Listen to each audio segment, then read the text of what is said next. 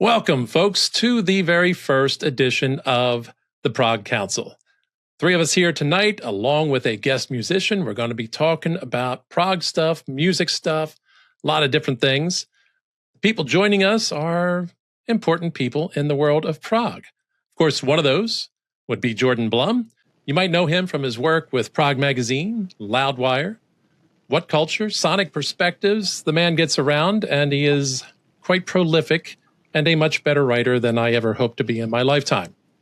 Not with us tonight, but with us in spirit. Unfortunately, he had to miss tonight. Paul Zotter of the Progressive Palaver had to miss out. He sends his well wishes and his love to all of you watching. Don't forget to check out the Progressive Palaver wherever you get your podcasts, and you can listen to a bunch of lifelong friends, as they say, talking about progressive albums one by one. These guys have been going at it for a very long time, and they've talked about everything. I, of course, am Dave from Bleeding Edge. I am the schmo here pushing buttons, and that's about it.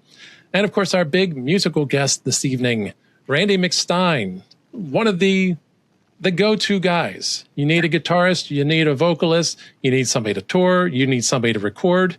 He is your go-to guy out there in the world of prog. He does a lot of things both on his own and with others. Of course, he's a prolific solo artist as well, sometimes in a duo. He does a lot of stuff. You probably already know his name, and I have told you much more than you need to hear from me because you already know it. Randy, thank you so much for joining us for the inaugural edition of the Prog Council. You bet, guys. Thanks for having me. Absolutely, man. It's an honor to have you here with us. I'm so glad you were enthusiastic about the whole project. Sure. Yeah. Well, it seems like some interesting topics you want to get into. So, indeed. Yeah. Going to have some fun with it tonight. Going to get your perspectives. We'll throw in some opinions. That's where we missed Paul a little bit, as I was saying to Jordan before we went on. He is the only one of the three of us who has actual music production experience. So in that sense, you are our guru on this particular topic that we start off. Yeah. You are the one that knows everything. So our topic this evening, to start off, is the pros and cons of self-producing your music, your album. A lot of artists out there doing it. A lot of them have been doing it for a very long time. Some are almost top shelf producers in their own right, just doing their own thing, and don't occasionally do it for others. Such people, Steven Wilson, Dream Theater self-produces. I know the most recent Jethro Tull album was self-produced. A lot of them are doing it. Randy, you're the guy with the experience. Talk a little bit about your thoughts on the comparison for you working with producers, working as a co-producer, or just producing on your own. What are your perspectives on that? How do those things differ? Well, if you'll allow me to ramble for a moment, I think it would be useful to give a little bit of my background as a recording artist. Because as I get older, it turns out that my age actually starts to matter in terms of when I grew up, what the technology was that was available when I started recording and where it's gone since. I mean, we're in 2026 now. AI is obviously a huge part of the conversation of many things in the creative arts, including mixing, in production in general. So I guess I would just go back and say that I started playing guitar at a very young age. My parents got me a guitar when I was 5, kind of messed around with it for about a year before I started taking lessons and getting serious about it. But fast forward to being 12 years old, I had some proficiency on the instrument by then. And that was my first experience in a recording studio in Cortland, New York. It was a studio called Ultimate Music. It was just basically a small studio within a music store, which is not uncommon, for many places like that in the country, at least back then.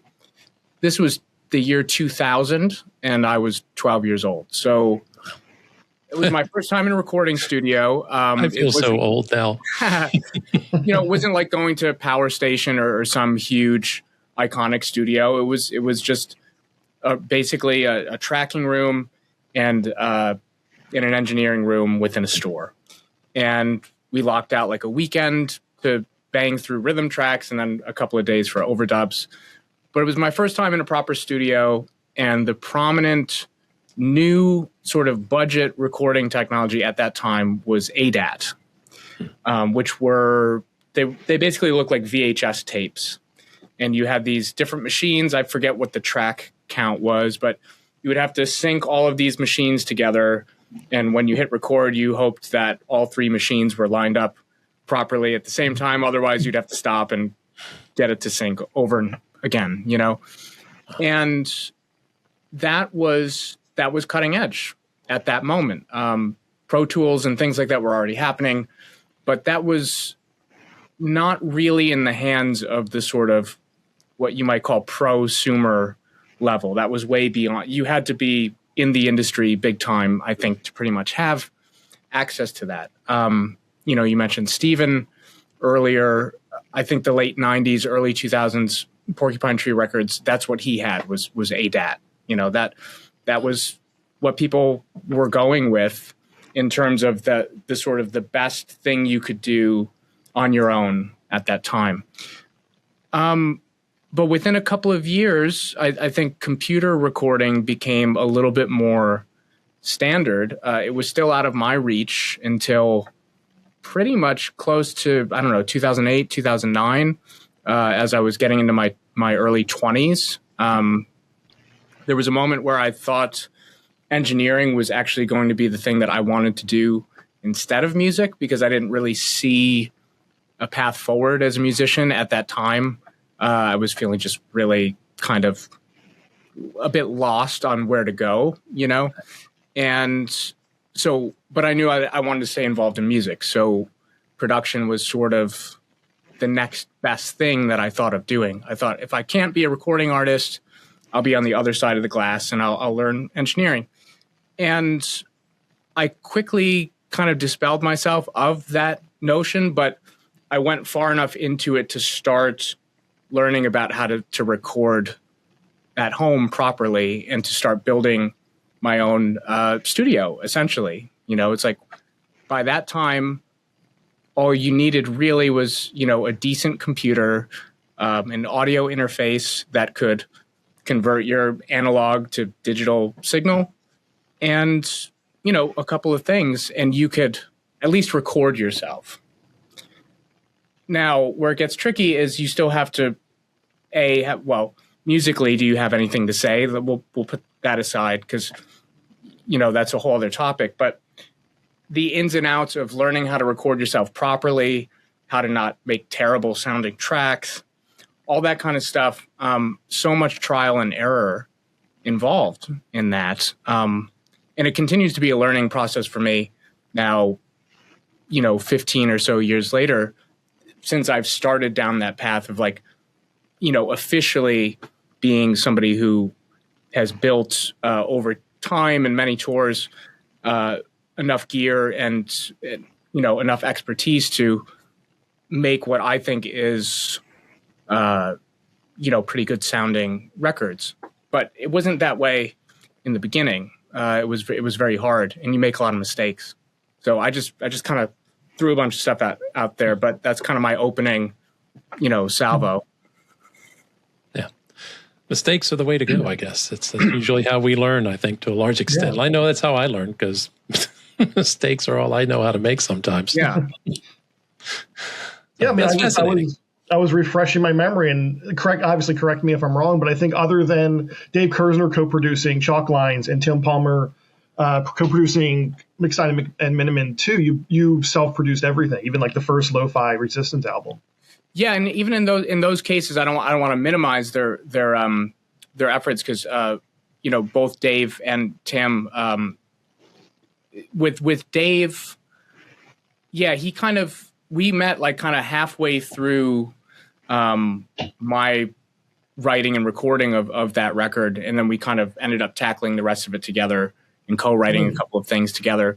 So that was that situation. And then with Tim, he co-produced a track on that record called Big Wave. But essentially the album was produced by Marco and I. But yeah, you're right. I've never really had many producers in my catalog. I've worked with producers on songs or you know, projects, but the experience of truly being produced by somebody, like where they're really taking things apart is not something I really have in my experience. And it's kind of something that I would still like to do. I don't know if and when that opportunity will present itself. But I think that is in itself a sort of pro and con of the sort of do-it-yourself era of home recording and self-production. I think most of us do it ourselves because we have to. There are many people who want to, because you get into things about like creative control and, just wanting to have your say over everything. While I like that ability, I would also love the opportunity to work with like a great producer who will, who I could present a song to in a sort of classic fashion and have them say, right, okay, so what we should do is this, this, and this. I'd be very open to that opportunity. But it wasn't in the cards for me coming up. And so through being self-sufficient and having a vision of my own, that's how I've kind of built my experience and expertise, just through doing it, just through sheer flight hours, you could say. Mm-hmm.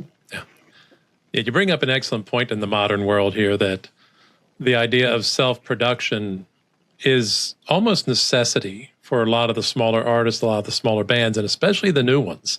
That's the thing I found really amazing, at how much people can put together on a computer, whatever you want to say, people recording remotely and sending in all the fragments and the segments and the tracks, and you get results that come out like No Spoon's debut, Opus. You get things like the Triton Project. You get things like, I'm going to blank now. I know there's a third one I had, but it's left my brain.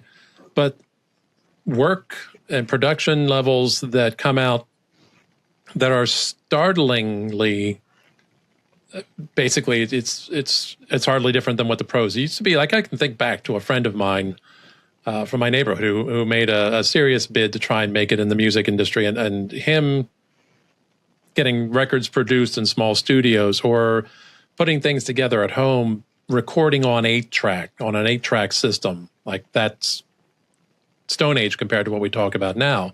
Yeah. And the results that these artists these days are getting are so much closer to, if not identical to, full-on studio production work compared to what he was doing back in the mid-90s.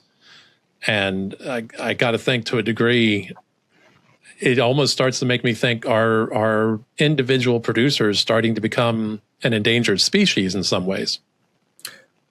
Well, I suppose that is partially true. The music industry as a whole doesn't have the kind of budgets that they used to throw at things, way back when. Yeah. My aspirations as an artist or as a musician trying to, get their music out there and become a known artist. I was, as a young musician, I was on the tail. I didn't realize this at the time, but I was on the tail end of that era of the music industry, of the huge advances and being discovered at a club. I mean, it's not that these things don't still happen. Yeah. But technology and the power of personal distribution, alongside the devaluation of music as a whole, and what has happened in terms of what people are and aren't willing to pay for music and this kind of stuff. This is all, this is all a domino effect. Everything affects that ecosystem. So yeah, are the people who were once producing mega hit records getting the same kind of work anymore? Some of them probably, but I mean, again, I've had the pleasure of working with some brilliant mix engineers who have produced amazing records, and it is very much, I think, for a lot of people, it's an a la carte kind of situation. People are no longer, resident engineers at these huge studios. A lot of them have their own mixing suites at their houses, and they're getting tracks from all over the world. And depending on what they get, the first of all, there's no way around the price. You have a price point. So there are going to be those people who are going to price themselves out of getting, let's call it, really mediocre work in general, because a lot of the people who would be sending that work are not going to pay for, a deluxe mix engineer. But you would be surprised how many of them, charge what they charge and still get tracks from people that are just abysmally recorded, snare drums turned off or guitars out of tune, that they have to do all of this kind of surgical work just to make it happen. And that's so far away from what classic engineers and producers came up doing, which is being in the room with the artist. Yeah. You're capturing those moments. So you are immersed in the music as a producer and engineer. You're recording the sounds that are going down on tape, and you have a vision for it as it's going along. Now we're in this situation where you're getting, basically puzzle pieces sent to you through the email and say, okay, you have to put this together. And all three of us would put it together in a completely different way.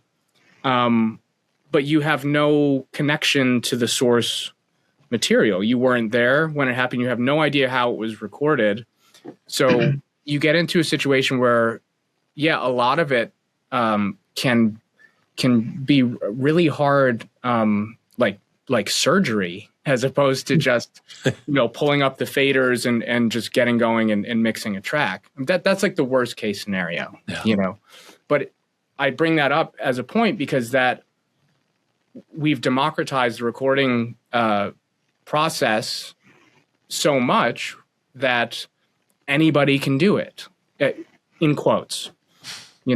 Somebody recently made the point that, like, the average person with a new iPhone and a bunch of apps, they technically have more technology than the Beatles had in the 60s. Like, there's no way around it. Yes, they don't have an actual Mellotron and they don't have these things, but the ability to translate an idea that you might have in your head to go do into your phone and have it spit out like a fully arranged track, whether or not you agree with that as, art, or whether or not you want to hear it, put that aside. The fact that you can do it is unprecedented. It's never been done before. So when you give that to virtually everybody, or a large percent of the population, what does that do? It's probably going to give you some pretty amazing, weird results, and it's going to give you a lot of mediocre results as well. But because everything is always getting, technically better, it won't sound like your friend's 4-track demo from the 80s with a ton of tape hiss and whatever. It's actually still going to sound semi-professional, which is a weird thing, especially if you're somebody who's come up in a more analog way of having to really sit there and say, like, I don't know how EQ or compression works. I'm really going to have to work at this. Now you can type in a prompt and it'll either do it for you or it'll tell you exactly how to set everything. And it's like, I could see being a little bitter about that. Because not only because you want people to, have some sense of the struggle, because I think there's a universal sharing in the process of how you go from not knowing anything to starting to know something.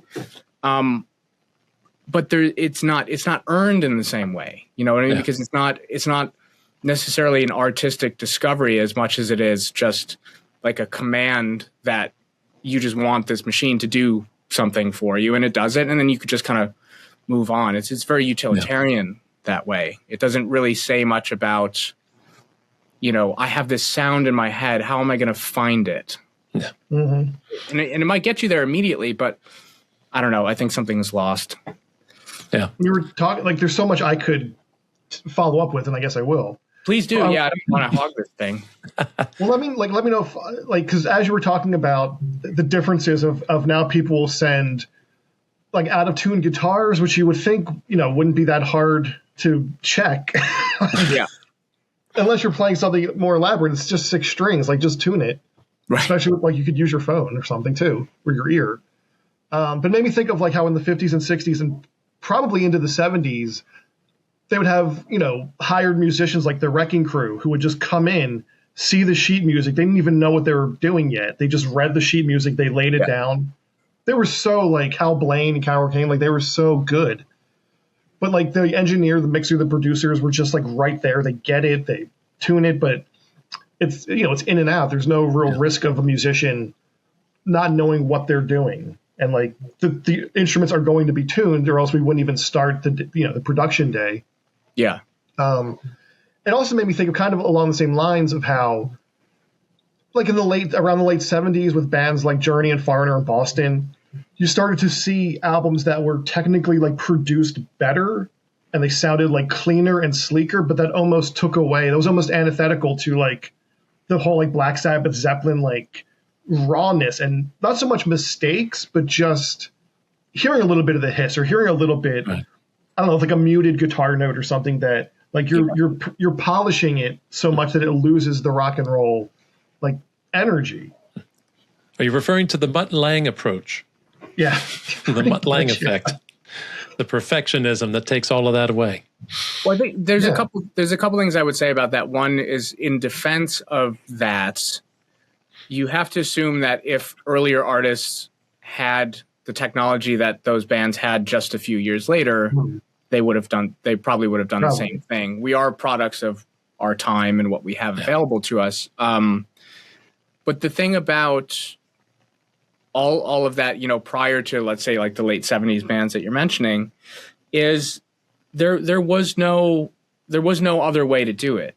I mean, you go into the 50s recordings, you're basically going like live to 2-track. So it's the thing about modern recording is everybody knows that if you're recording digitally, you have endless tracks, or basically the ability to just do things over and over again and endlessly manipulate until you get what it is that you want. And you have to, if you want to be more like the sort of older artists that you're talking about who just went in there and did it because that's what they had to do, you kind of have to set that as a framework for yourself, because like the minute you set up your Logic session with the BPM and the metronome and everything's on the grid, you've actually already taken the first step on. A friend of mine said this to me once. I thought it was brilliant.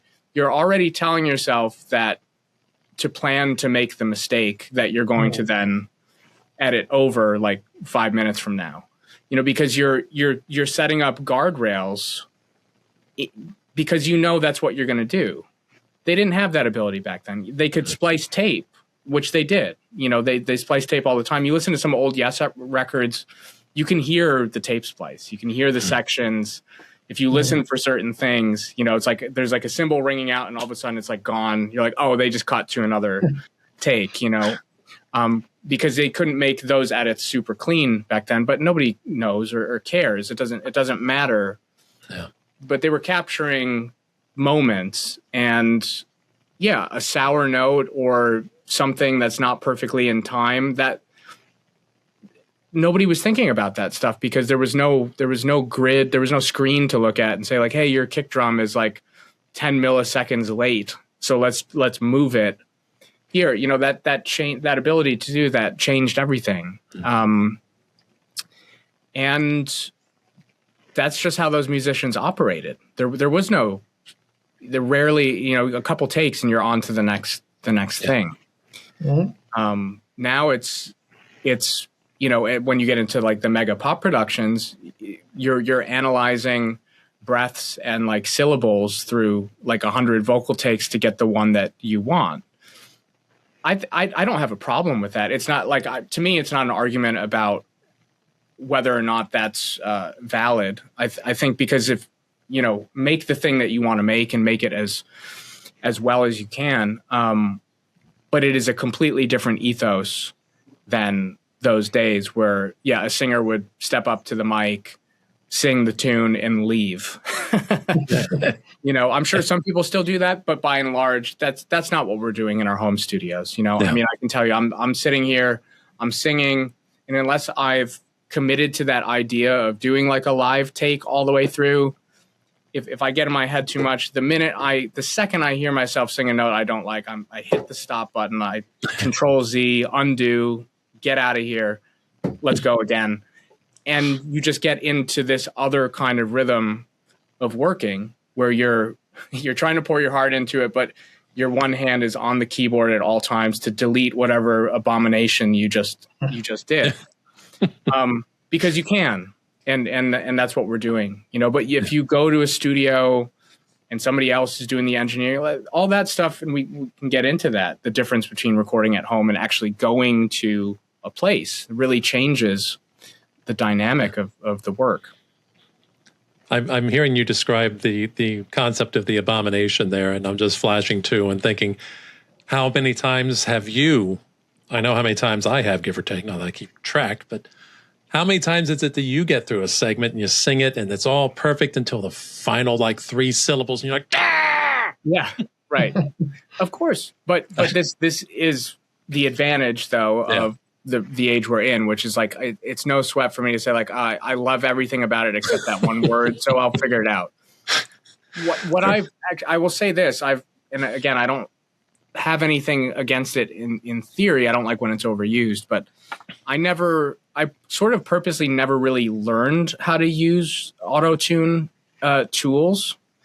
As easy as they're now available, they're pretty much super easy to use.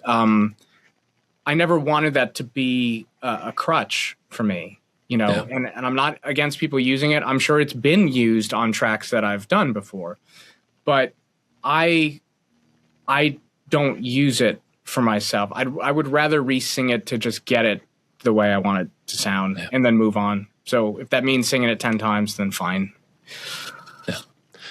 Now, we were talking earlier, we were talking about the idea of co-producing and things like that. And most of my musical perspectives go through the filter of Rush, because Rush was always my band. Rush is the band I've read stuff about the most, whether it's biographies or autobiographies and things like that.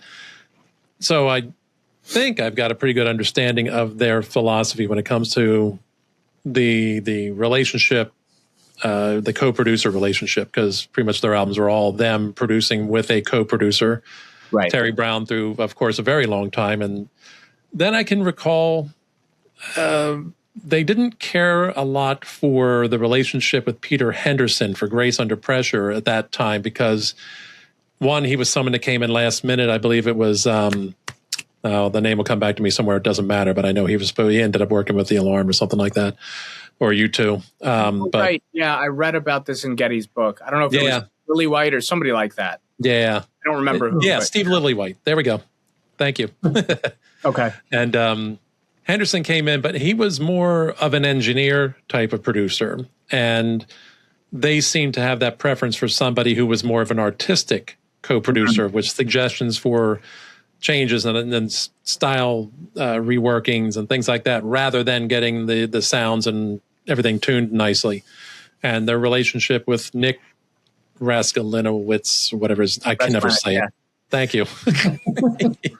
Keeping me on track with producer names today. Appreciate it.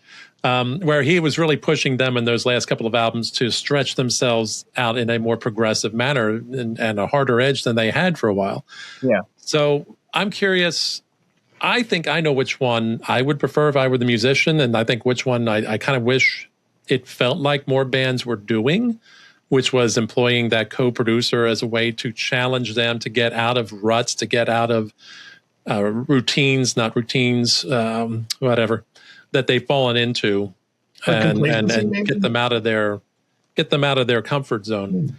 What's your preference? I'm curious. Do you want somebody that's going to help engineer the thing, or are you looking for somebody that's going to have more artistic input? Well, again, like I said, sort of at the top, I haven't had a ton of experience with the artistic producer. The person who is, let's say, I'm presenting them with the song and they're saying, take that chorus out, rewrite it. That kind of really hands-on approach. Not something I've had much experience with. So I have either worked I would say most of my work has been self-produced while hiring engineers that I think suit the material well, who also happen to be producers themselves. Yeah. And in that mode, you get kind of a hybrid where they're technically being hired to mix. So they're not being paid for their artistic input, let's say. It's really out of their jurisdiction to say, like, that song is crap, like, you should throw it off the record.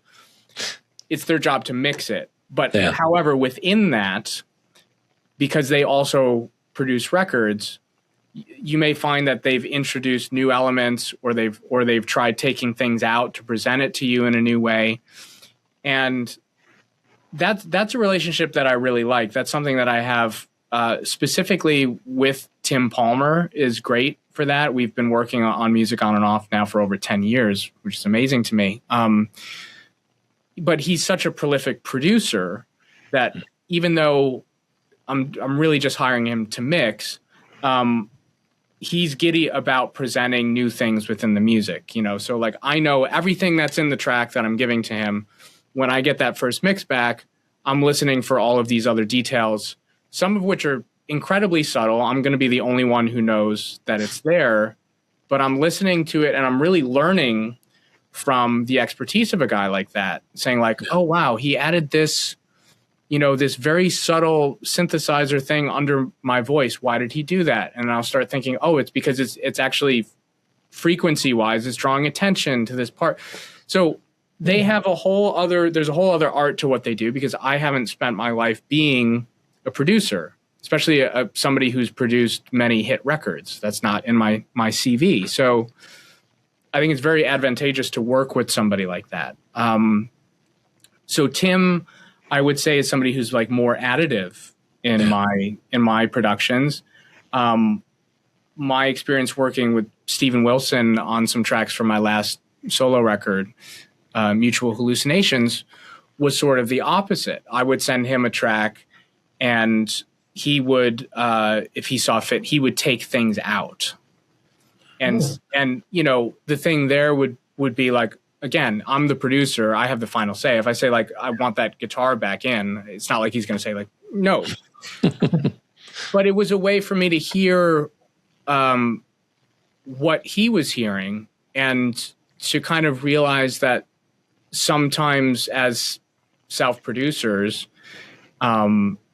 you are a victim of having so many ideas. It's the opposite of being somebody who needs a producer because you don't have arrangement ideas. There are those people, like they're pure songwriters. They play piano or acoustic guitar.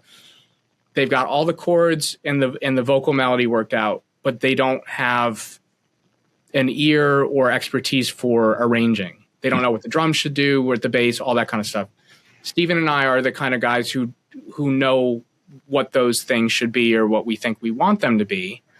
So we might be more prone to the opposite end of the spectrum, which is having like too many ideas. So in that case, he would be somebody that I would send him a song to mix, and I could have had all of these different layers, and he might mute half of them and say like, you know, you don't really need those. Like this really stands on its own with just this, this, and this. And that was really refreshing to me, because I could hear how the less is more approach really works when you put it in the hands of somebody who really knows what they're doing. Yeah. You know, you can overcompensate thinking, oh, if I just add all of these different spices, it's going to taste better. You know, some of the best meals I ever had were like 3 ingredients, and you're like, how the hell did they do that? It's kind of a similar thing, you know. And I think in a lot of self-production, a lot of us, we have access to like all of these plugins and all of these virtual instruments and stuff. And you think like, yeah, I'll just add this, because you can endlessly do that. You get back to the Zeppelins and the Beatles and that era, they had to make really hard decisions. Like, we've got 4 tracks, we've got 8 tracks.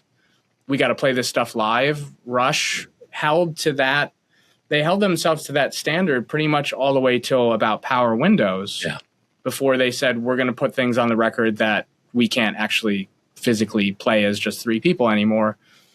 But that's amazing. Like, so as they were moving through technology, they were still keen to say, like, okay, when I'm playing this synth bass part on Subdivisions, like, there's got to be a moment where I switch back over to the bass. They had to factor that all in to the arrangement because they were a real band. They're not like one guy just layering stuff endlessly and then having to figure it out later, like me. How the hell do I play this now? Because you have to identify what's at the core of it. So, I don't know if that answered your question, but like a lot of the early engineers who became producers, that was their way in. They were like staff engineers who then kind of morphed into being producers, or they were second engineers to a producer and then started getting production work. Famously somebody like Don Landy, who he engineered all of the Ted Templeman produced Van Halen records. So like from the first Van Halen record all the way up to 1984, all the Roth albums, all of the records say produced by Ted Templeman, but they also say engineered by Don Landy because he was such an integral part of the sound. And they had this great relationship. But when Eddie started building his home studio, he kind of started to fall out with Ted, and they took Don Landy, and Don Landy became the producer for a couple of records. So that kind of just, that wasn't supposed to happen, but it kind of just ended up there. So, So I think it can happen in a lot of different ways. Yeah. Made me think of, and unless I'm mistaken, but is that similar to like maybe Eddie Kramer with the Beatles and Hendrix and kind of, I believe he was like an engineer, then he kind of made a name for himself beyond that. I think that's probably the case. He engineered some of the Zeppelin sessions as well. But like Jimmy Page was always adamant about being the producer. He used a lot of different engineers and went to a lot of different studios, but it was always produced by Jimmy Page. And because he had a vision, and I think he wanted that to come across. And every album sounds different, obviously. Yeah. It's also kind of like sticking with the Beatles as the obvious like talking point, but the difference between like a George Martin who, was almost and like Billy Preston too, I guess, but like also another member almost because of his contributions. But he always like suited the music. He added, he embellished, but he never took away from the vision. Whereas then you get like Phil Spector famously with Let It Be and McCartney hating like all the overproduction. And so it's just like having a balance of like accentuate what we're thinking, but don't steal the spotlight or don't like go into what you want it to be. This is still our album. Yeah, and I think that can be tricky if that isn't sort of negotiated, you know. So I mean, I haven't really been asked to like produce anybody in that way that you're talking about. But I've often thought about how I would approach it if I was, because it's asking, I don't know, it's asking a lot first of your own time to sort of absorb yourself in somebody else's work. That's its own thing. But then it is tricky of what's too much, what's not enough. And yeah, I don't know. We'll see. Maybe it'll happen and I'll be able to come back and tell you about it. Be glad to hear it. I think that's one thing that strikes me sometimes, and I don't know if that's the case, and I'm not naming names, but I do know at times it seems there are artists out there that maybe could benefit from bringing in a co-producer, somebody to give them some outside ideas, because I fear that there becomes a danger of a kind of a tunnel vision, a mono vision, whatever you want to call it, where they get to a point where they kind of hit a rut and it becomes a little sterile at some point in time. They become a little repetitive. And it feels like, boy, I feel like sometimes these guys could really use an injection of like a whole other perspective, somebody to challenge them to get out of their routine. I don't know. Have you seen that happen? Do you experience that as a potential danger when somebody does a lot of self-production? I suppose that is very much possible. Because at a certain point, you know what you know. Yeah. And depending on what it is that you're searching for or not, clearly there are artists who kind of like seem to know who they are right out of the gate, and they stick to it, and that's what they do. And you either love them, hate them, or are sort of indifferent for it, because on one hand you could say like, okay, well that's an artist who knows exactly who they are, what they want to do, and they're not trying to go wide. They're trying to really go deep with that one thing that they do and just be the best at it that you can be. I have a hard time relating to that personally because my tastes are so varied, and my musical ambitions, whether or not they succeed, are another point entirely. But the sort of necessity to explore new things or to hear yourself do something that you haven't heard yourself do before, that's such a huge driver for me that it's very hard for me to relate to artists who kind of pick that one thing and just like drive that home for 40 years. I respect it, and I like some of those artists. They give you what you want. It's a comforting feeling that you're going to get that new thing, and it's going to kind of always be like that. But by and large, I get bored with that, both as a listener and of course as a songwriter and artist. There are days where I wish I could focus myself more, and I have done things. It sometimes helps me to go back to the cooking analogy, to force myself to pick some core ingredients and kind of stick to it for a moment and say like, right, I'm only going to use like these 5 things so that there will be something cohesive here. Otherwise, my eyes will dart around the room and it's like, well, what do I want to make noise with today? And that's great. I mean, that's a joy. And that's one of the reasons that I love making music. But you can get really lost in that, especially, when you bring it to the public and you're like, well, we thought we were ordering a cheeseburger and you gave us, like a smoothie. Like, I've always admired artists who do that. And so, I mean, I've got this not in frame picture of Frank Zappa on the wall. It's like people like that were always my idols because they seemed to do whatever the hell they wanted, and they still had an audience who would accept it. And it was like, if this one's too weird for you, maybe the next one will do it, and there's another album coming in like 3 months. So there was this combination of, to me, the quality, but also quantity, and a sort of musical universe within just one particular artist.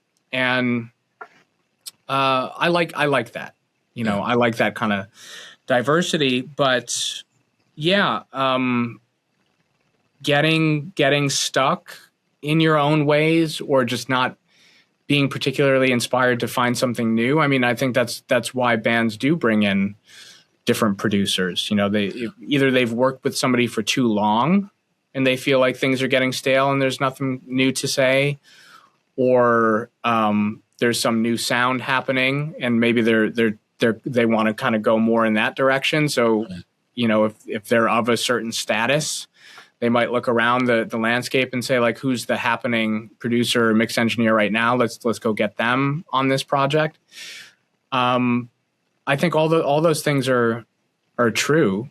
You just hope that the intentions are always in the right place, I guess. And it's not just like, we need another hit. We got to call that guy, because that happens too, obviously. Sure. And that's a whole other realm that I'm not a part of and I can barely understand, but that people do that as well. Yeah. That's another genre.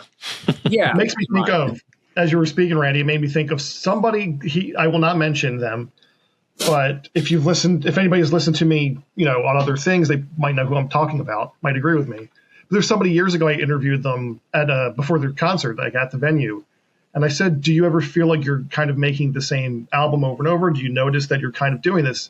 And they said, well, yeah, but if it's not broken, don't fix it. If if you got to eat your favorite meal every night, would you complain? And I said, well, maybe after a while. Right. But I was going to say too, that's something, I've always admired about you, and not just because I've known you for 15 years or more at this point. We go way back. But I do think if you did have more of an external, commanding producer, I think it might take away something from your sound. Because even no matter what project you're doing, and not just your voice or your guitar playing, but I just think there's a production to what you have that always, not at all in a negative way, but I feel like it almost has an at-home studio charm to it. It sounds right. You can imagine you making it just in a room by yourself almost, instead of beyond that. And I think that's part of the charm of it. And as you just said too, I've written about a lot of your stuff.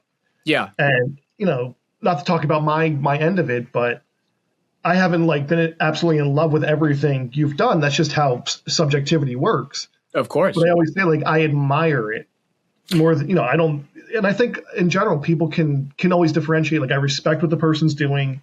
Right. As an artist, you should do something new, even if it doesn't work for everybody. That's what an artist, I think, at least sometimes should do. Well, obviously I agree with that. And I think you can't expect everybody to like everything that you do.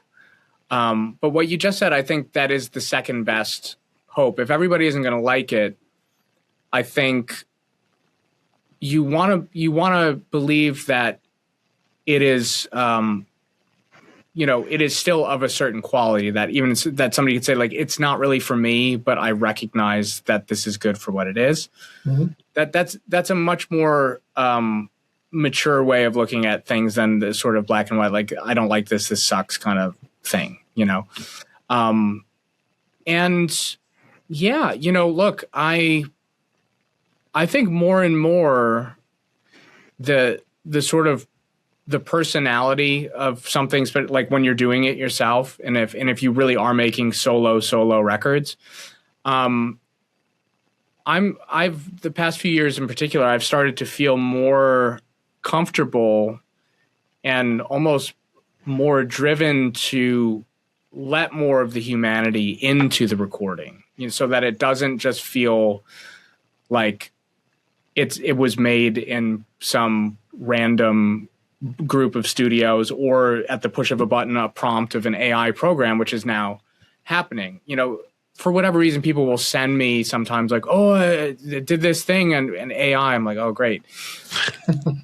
But to them, it's can you believe how the production, it sounds like $1 million production. And it's yeah, okay. I mean, I hear the artifacts in it. They'll correct that and it'll eventually be seamless. But for now, it still kind of doesn't sound that great to me. But I get the point. It's you're amazed that you were able to type in a prompt and it spit this thing out at you that you could have never done on your own, because it would cost you a significant amount of money to hire those musicians, go to the studio, get a really good engineer, all that kind of stuff. I think in some ways, the irony in 2026, the way to fight that is to actually show more humanness in the recordings, to make it feel, I don't want to say more do it yourself. I mean, you still want it to be of a certain quality, but, to not have every single note be quantized and tuned and completely tweezed into this sort of area where it might as well just be anybody doing it. I think it should sound like the artist you're listening to. I've always tried to increase my production value through a combination of getting better at the source of recording the stuff at home. Hence what I was saying earlier about how it's a process that at some point when you start self-recording, you're going to make mistakes. Yeah. You have to learn how to correct them. You hope that you're always incrementally getting better all the time. If I think back to the first Lo-Fi Resistance record I made, which is how Jordan and I met, some of the engineering mistakes I made are horrifying to me now, because I wouldn't make those mistakes, but I had to go through that process to understand things as simple as like, oh, I set the gain like way too high on the audio interface, and it introduced distortion into the track or whatever, like rookie mistakes. But to bring up Rush again, look what happened when they made Vapor Trails. That I love that record, but it ended up being one of the sort of poster childs for the so-called loudness wars. This era when things were being mixed and mastered so loud that audible distortion and clipping were being introduced into the recordings. And I think what has been kind of said was that a lot of that happened, or some of it happened at the recording stage. Like they were just so inspired or excited to just be in there, like, yeah, just turn it up, And this is one of the great bands and most professional bands you could ever think of, capable of still putting out something that you're like, why is it distorting every time he hits the floor tom? Like what is that? So it can happen, to the best of us as well. But anyway, yeah, that sort of, human element to it. I mean, I have a tough time listening to a lot of things now that all kind of sound like they've been cut and paste from the same templates. I hear a lot of the same guitar sounds, a lot of the same production things. And it immediately makes me want to listen to something that is actually a little bit more ramshackle, or something that has a little bit more personality to it than just like, oh, there's that drum sound that everybody's using on every single metal record. Like, I don't understand how it got to that point. And I think a lot of it has to do with the fact that most people are self-producing. They're making records in their own studios. They don't have great rooms, so everything is reprocessed. All the drums are replaced. Nothing is natural anymore. This room I'm in now, I've been in here for just going on 4 years. I've sort of made it my mission since then to introduce the sound of this room into my recordings. It's like, I want it to sound like this room, whatever that is. Yeah.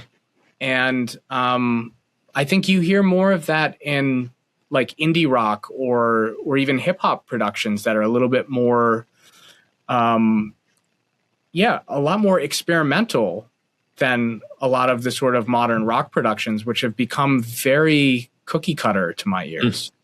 Like to the point where even like the things that are supposed to be like really brutal metal, it's like, I've heard this before. There's nothing, this is like very sanitized. You know what I mean? There's nothing dangerous about this. This is not Slayer making Rain and Blood. It's like everybody's got the same, MIDI keyboard that they've programmed the kick drums with. It's like, we should get away from this. That's what I love about Ockerfeldt's insistence on Opeth records still being like very real performances. The drums, lo and behold, sound like real drums. Yeah.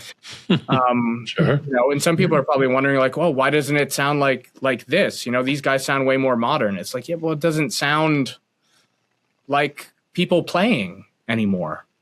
So that turns out that's like an aesthetic choice now, to actually sound like people playing. Yeah. Imagine that. Hey, hope you're enjoying the Prog Council episode 1 so far with special guest Randy McStine. That was part 1. Part 2 will be coming out very soon. We like to keep it in small, digestible chunks for you. If you want to make sure you don't miss part 2, hit the subscribe button, hit the bell, you'll get a notification, and we'll see you when that uploads with the rest of our conversation with special guest Randy McStine. Until then, hang loose, never fear to deviate from the norm, and keep it proggy.